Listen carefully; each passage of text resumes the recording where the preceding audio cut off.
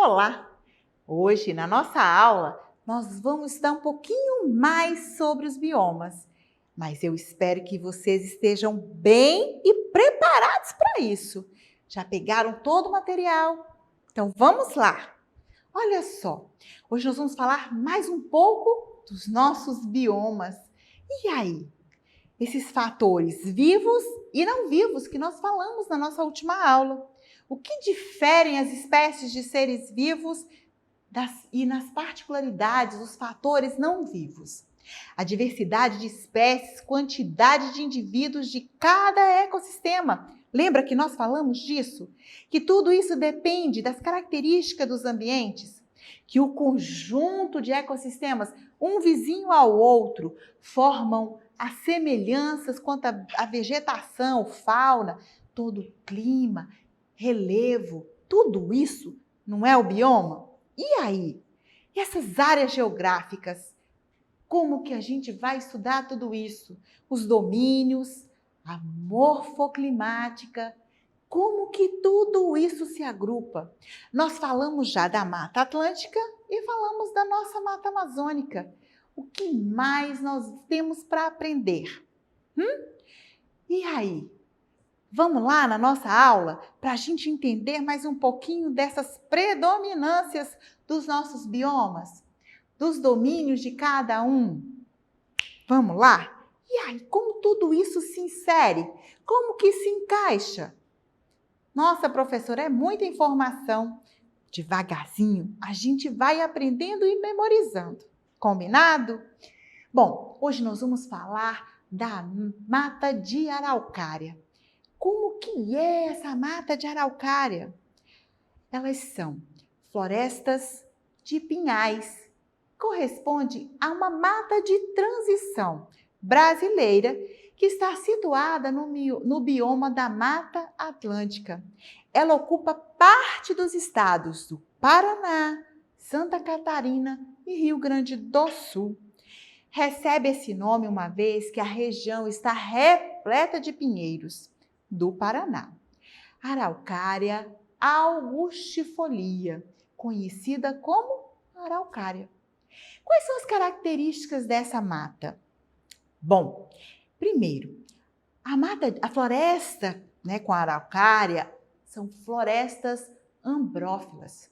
Elas são mistas, possuem um clima subtropical, ou seja, com as estações do ano bem definida. Inverno é inverno, verão é verão. Então, no inverno são muito frios e o verão bastante quentes.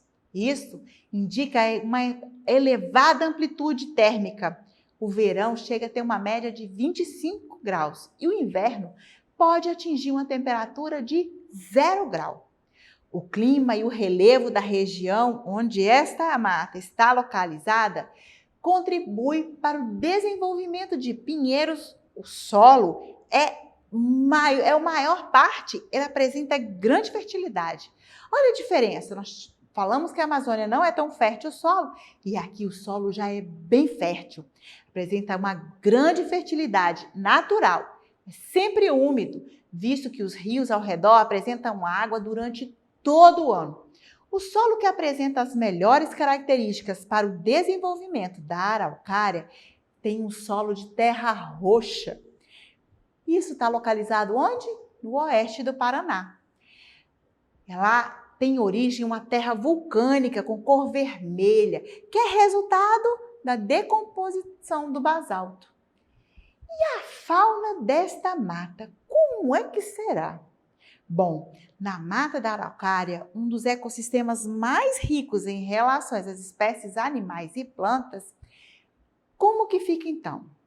Um bioma com maior diversidade, é importante a gente destacar que muitos animais sofrem o risco da extinção, sendo alguns deles endêmicos dessa região. Lembra que a gente falou que endêmico é aquele animal que vive e só aparece naquela região? Pois é, ele não vai estar em nenhum outro ambiente. Então, se este animal entrar em extinção, nossa, vai ser complicado a gente conseguir resgatar, não é mesmo? Então, olha só. Na lista dos animais que correm risco de extinção, a gente tem a onça-pintada, o macaco-prego, o monocarvoeiro, o mico-leão-dourado, a jaguatirica, a preguiça de coleira e o tamanduá. Além deles, inúmeras espécies de mamíferos, aves, répteis e insetos, sobretudo as borboletas, se destacam nessa região. Jiboias, corais, jararacas, teius, sanhaço, dentre outros. Nós temos uma vasta fauna dentro desta área. E a flora? Como que será essa flora, gente? Bom, ela apresenta uma floresta densa, fechada, com inúmeras espécies de vegetais. A Mata das Araucárias é marcada pela presença de árvores grandes, bem frondosas. As árvores que se destacam são os pinheiros, principalmente as coníferas, e as diferentes espécies de plantas epífitas, desde bromélias, orquídeas, cactáceas, pteridófitas, piperáceas, dentre outras. Outras espécies vegetais que fazem parte desta região são a embuia, o cedro, o jacarandá, a guabiroba, a canela, a erva mate, que eles usam, não é mesmo, para fazer o chá, e os ipês.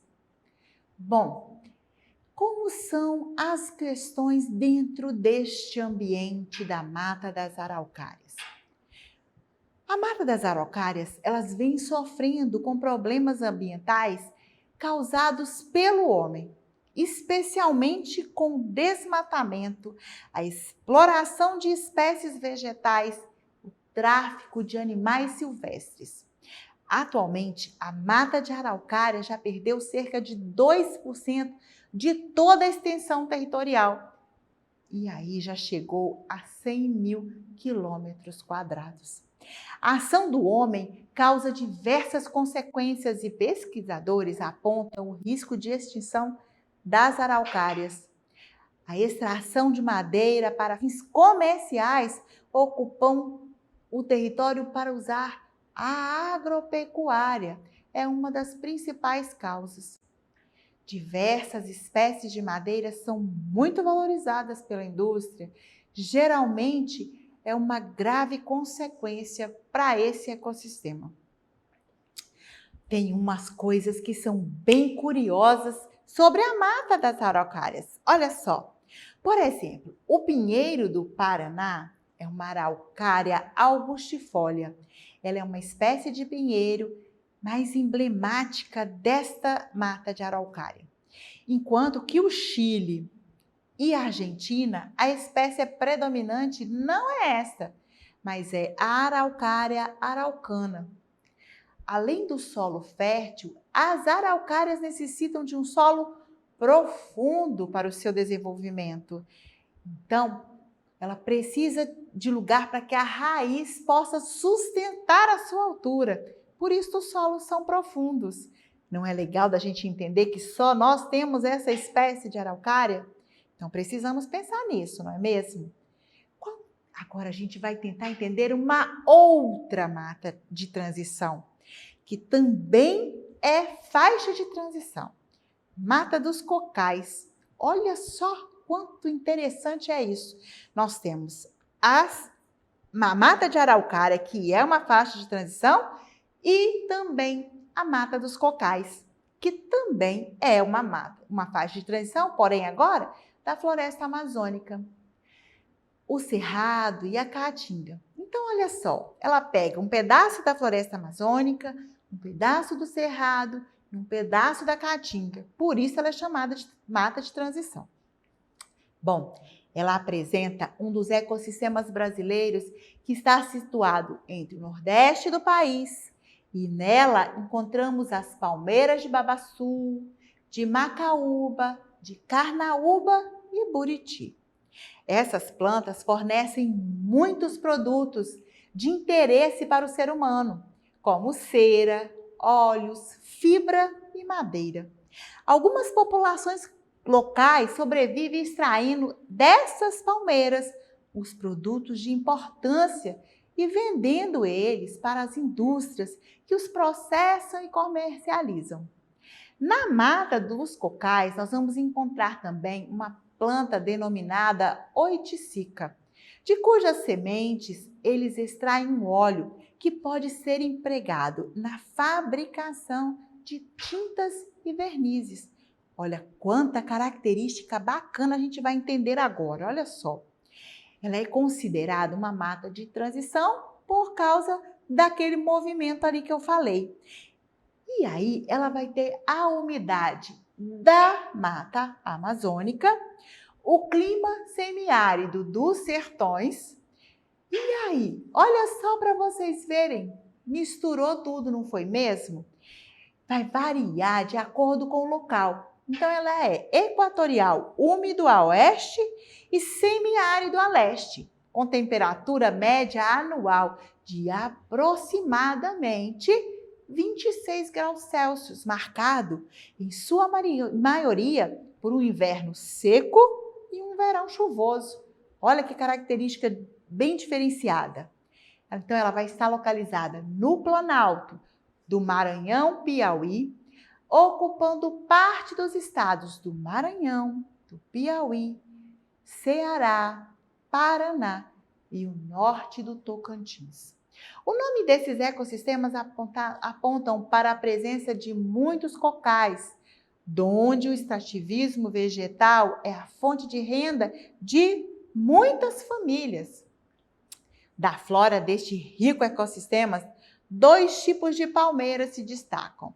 O babaçu, uma árvore que é símbolo da mata de cocais nos estados do Maranhão e Piauí.